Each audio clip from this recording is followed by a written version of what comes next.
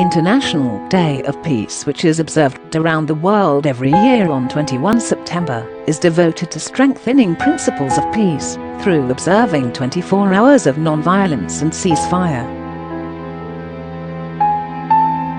International Day of Peace affords us an opportunity to reflect and recommit to the sincere undertaking by the United Nations and the global peoples to promote and safeguard peace throughout the world.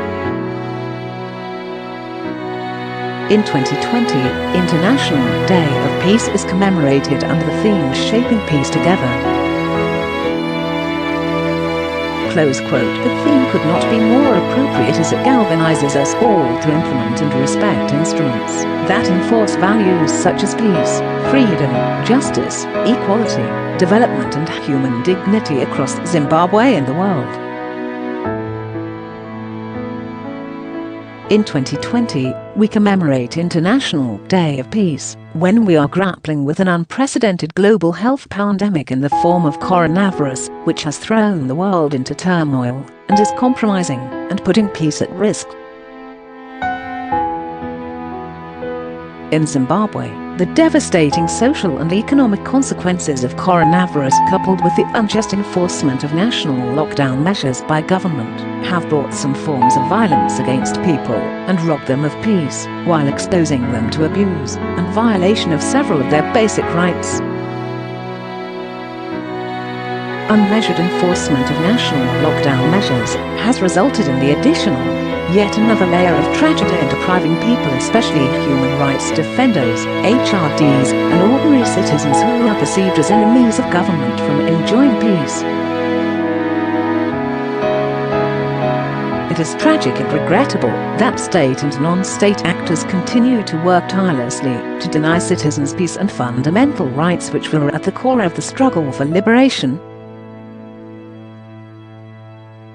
40 years after the attainment of independence, Zimbabwe still carries the dictatorial hallmarks of erosion of personal liberties, repression, abductions, enforced disappearances, torture, surveillance, and abuse of the criminal justice system to harass, intimidate and persecute HRDs and ordinary citizens. State security agents and other non-state actors aligned to repressive elements of the old order continue acting with impunity to violate people's rights. Unwarranted harassment and arrests of lawyers, journalists and HRDs, including students, for carrying out their professional duties still continues. ZLHR condemns the resort to acts of violence by any aggrieved parties to settle disputes.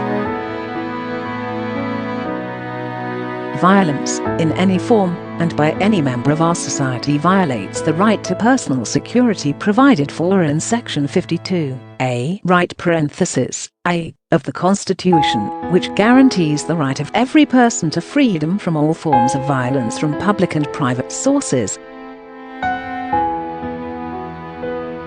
Tolerance of differing opinions is a crucial aspect of democracy, and any violent actions will further limit the right of people to exercise their constitutionally protected freedoms and rights to demonstrate and petition, peaceful assembly, expression, and association, which are guaranteed in the Constitution and Zimbabwe's international human rights obligations.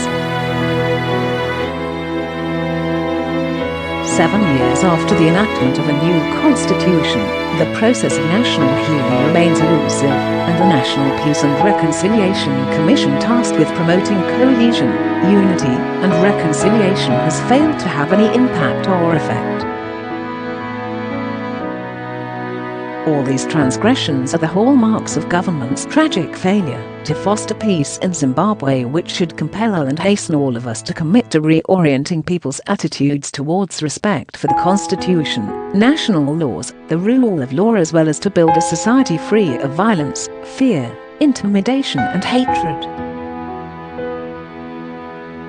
We must find ways of promoting inclusive approaches to conflict prevention and ending violence as a pathway for sustaining peace.